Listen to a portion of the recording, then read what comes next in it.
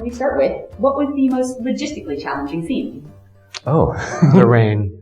Oh my God, the rain. Absolutely the rain. Oh the my rain God. fight, which, we really wanted because it's a rom-com, staple. Yeah, exactly. Yeah. Like, you need the rain for people to, like, be honest with each other. And Searchlight even told us, like, the rain's expensive, and we were like, no, we want it. But it was so cold. Freezing cold. And in fact, they would rush us, like they would cover us in these like FEMA disaster blankets, rush us into a warming van in between takes. And at one point, the medic came and took my temperature, and he was like, well, we have to take a break because your temperature is so low, it's not even registering on the thermometer. We cut some setups, from that night. It was an overnight too, so it was like 3 a.m. and it was just, it looks amazing, and so I'm very happy about that, but also falling into the mud, getting cleaned up from the mud, and then falling into the mud again.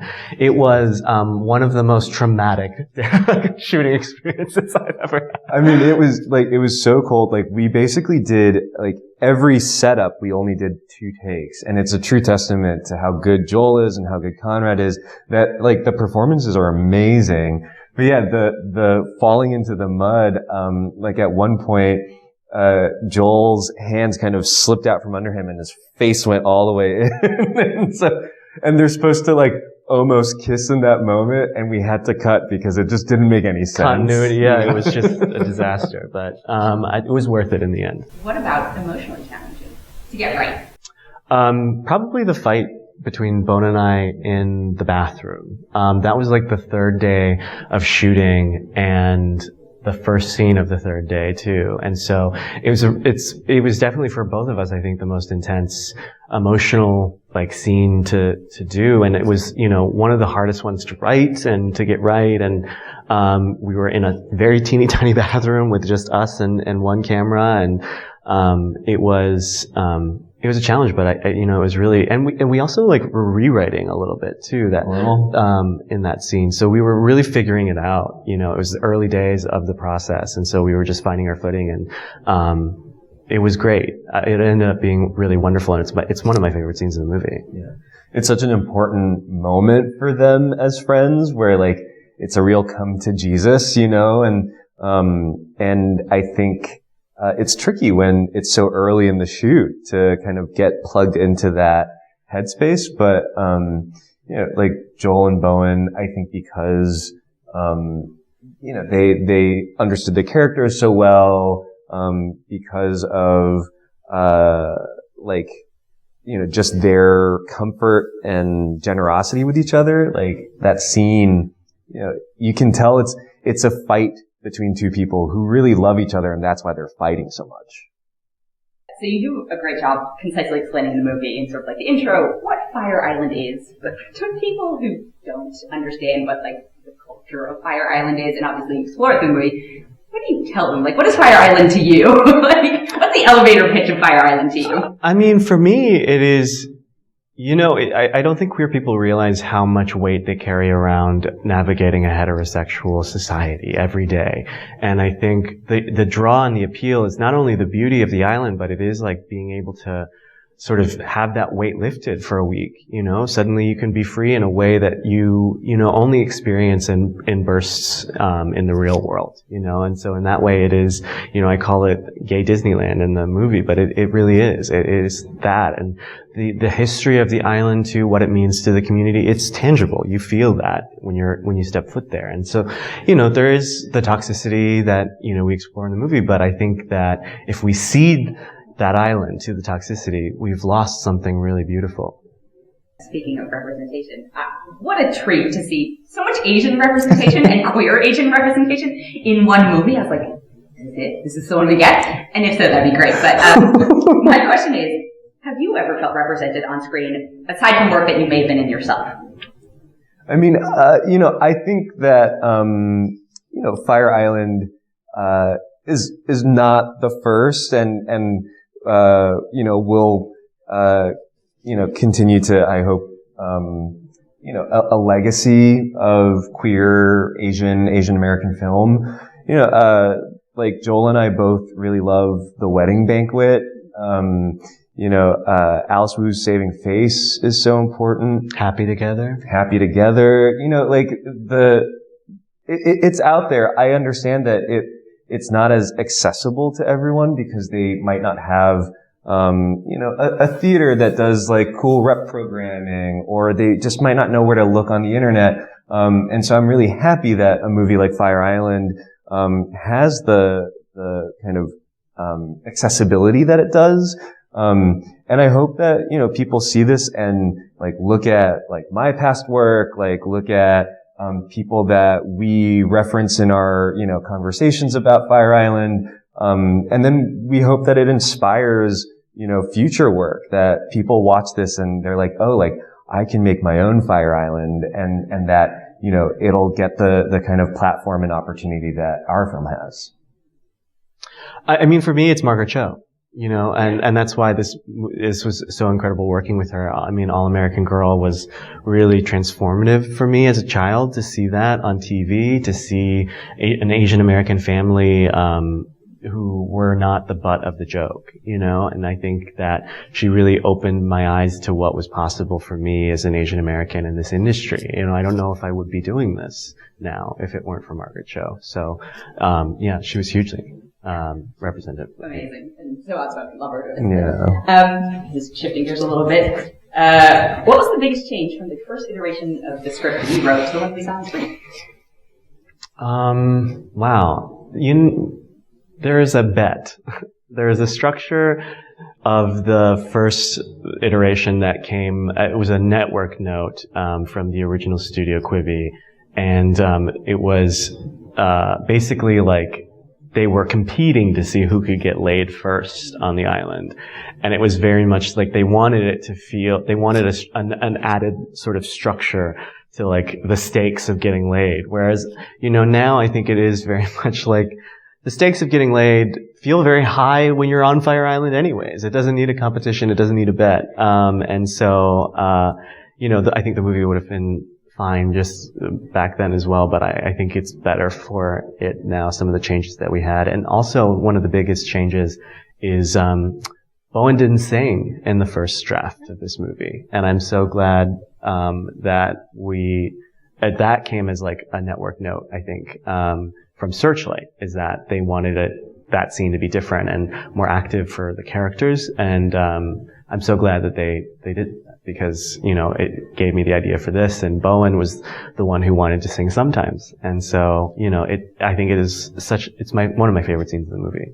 Was the process of coming up with I call it the Wickham level scandal, was it always going to be revenge porn? Were there explorations of like more extreme things, less extreme things? Yeah, I think like it's difficult. That was the most difficult thing to adapt. Like what is the scandal equivalent to modern day gay culture? And for me, like as someone who has had their nudes leaked online, a couple times now, it does feel extremely violating, and it does, and I think like issues of consent in our community are not often touched on, especially like enthusiastic consent.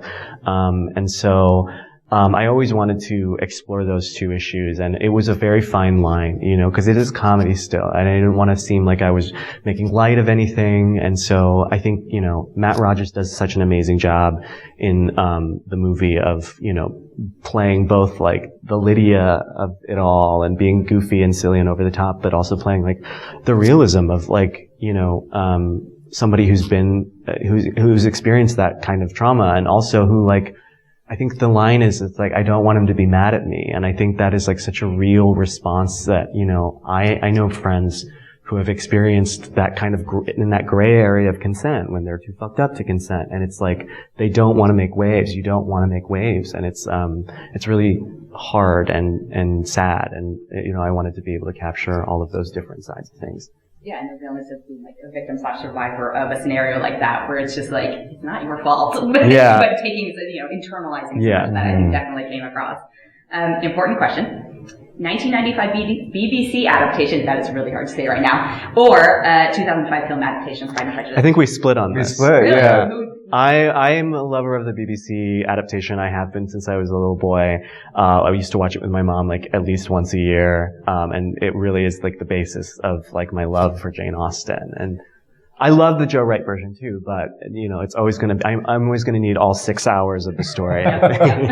I love the Joe Wright version. I think that moment when Darcy helps Lizzie into the carriage and the hand, you know, there's just so many lovely, kind of indelible moments and images in that film. You know, I watch it constantly. It's a real kind of, comfort film for me.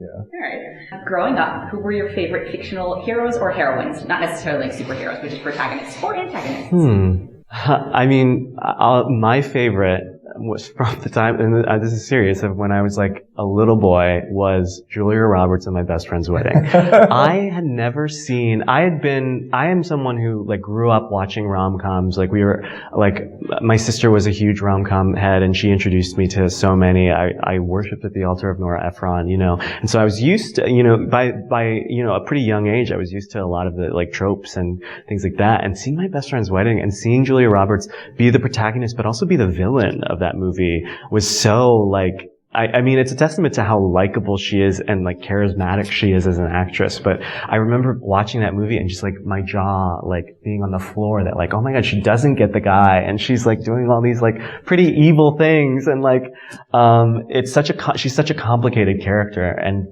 it's still, I even think to this day, it's rare to see a character that complicated in a rom-com. So I really, loved her.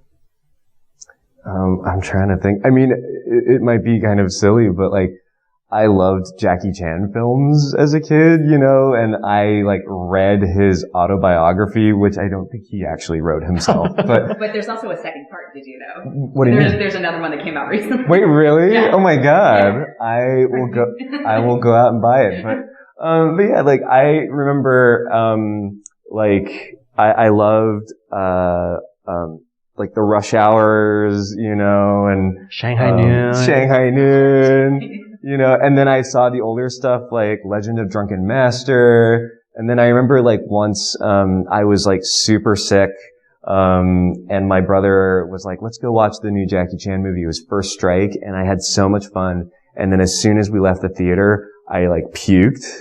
And I think it was excitement, not the sickness. I think it was that like the movie distracted me so well from like feeling bad, you know. And so yeah, like there's just something about I mean like seeing an Asian person and yeah, exactly. And who was like funny and badass and, you know, like just very cool. Yeah. And also like he had a superpower in that he could kick everyone's ass, and so like, you know, when you come from a minority, you at least, you know, can excite it. I can talk about that part of it all day. How do you define personal success now, and how has that changed from earlier in your life or career? You know, I think for me, I've been thinking a lot about kind of what's my ability, you know, my bandwidth as like a filmmaker, as a creative. And, you know, I know that, there are only so many things that, like I can say. There are only so many films I could make in my life. And so I think that, just thinking about my own specific successes feels kind of, silly. Like my hope is that, I can inspire, other filmmakers. I can, you know, support other filmmakers. So that all together we can create a more, you know, diverse cinema culture that is representative of, you know, our communities. You know, that to me feels like success. Like it's not just my own; it's like everybody, you know, working together.